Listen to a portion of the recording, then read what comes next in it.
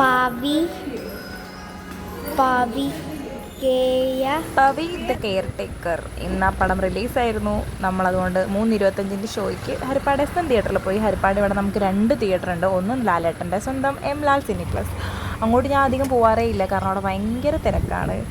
3-4 സിനിമയൊക്കെ 3-4 സ്ക്രീനിലൊക്കെ ഓടുന്നത് കൊണ്ടായിരിക്കും ഭയങ്കര തിരക്കാണ്. ഇവിടെ ആകുമ്പോൾ നല്ല ഒതുക്കത്തിൽ നമുക്ക് നല്ല പ്രൈവസിയിൽ സിനിമയൊക്കെ കാണാം. അതുകൊണ്ട് ഞാൻ മിക്ക പടങ്ങളും ഞങ്ങൾ പോയി ഇവിടെയാണ് കാണുന്നത്. ഫസ്റ്റ് ഡേ ആണെങ്കിലും വലിയ തിരക്കൊന്നും ഉണ്ടായിരുന്നില്ല. തിയേറ്ററിൻ്റെ ഒരു പകുതി സീറ്റൊക്കെ ഫുള്ളായിരുന്നു ഓൾമോസ്റ്റ്. ഇനി ചിലപ്പം ആളുകളുടെ അഭിപ്രായമൊക്കെ അറിഞ്ഞിട്ട് വെയിറ്റ് ചെയ്ത് വരാൻ വേണ്ടിയിട്ട് ഇരിക്കുന്നവരായി. അങ്ങനെ അഭിപ്രായം അറിഞ്ഞിട്ട് കാണാൻ വേണ്ടി വെയിറ്റ് ചെയ്യുകയാണെന്നുണ്ടെങ്കിൽ എൻ്റെ അഭിപ്രായത്തിൽ ഉറപ്പായിട്ട് നിങ്ങൾ തിയേറ്ററിൽ പോയി എക്സ്പീരിയൻസ് ചെയ്യേണ്ട ഒരു സിനിമയാണ്. കാരണം നല്ല ഒരു ഫാമിലി ഫീൽ ഗുഡ് മൂവിയാണ്.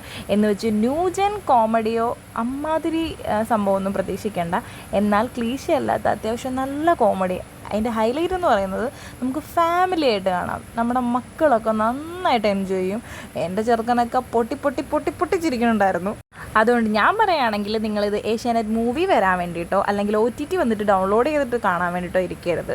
തിയേറ്ററിൽ പോയി തന്നെ എക്സ്പീരിയൻസ് ചെയ്യണം. അത്യാവശ്യം നല്ലൊരു സിനിമയാണ്. എല്ലാ ഫീലിങ്സും, ഒരു മനുഷ്യൻ്റെ എല്ലാ ഫീലിങ്സും ഉള്ള, നമുക്കിങ്ങനെ കണ്ടിരിക്കാൻ പറ്റിയ ഒരു നല്ല പടം, ഒരു നല്ല സിമ്പിളായിട്ടുള്ളൊരു പടം. അപ്പോൾ അത് തിയേറ്ററിൽ പോയി കാണുന്നതായിരിക്കും നല്ലത്. ബോറോ വളുപ്പോ ഒന്നുമല്ല. നമുക്ക് ആ ഒരു 2-2.5 മണിക്കൂർ നമുക്ക് എൻ്റർടൈൻമെൻ്റ് ആണ്. നമ്മൾ സിനിമ കൊണ്ട് ഉദ്ദേശിക്കുന്നതാണല്ലോ. കാരണം നമുക്ക് ഈ ഇടിയും വെട്ടും കുത്തും കൊലപാതകവും അതൊക്കെ കാണുന്നതിലും ആ ഒരു എൻ്റർടൈൻമെൻ്റ് ആണല്ലോ. അപ്പോൾ അതുകൊണ്ട് തിയേറ്ററിൽ പോയി കാണണം കേട്ടോ.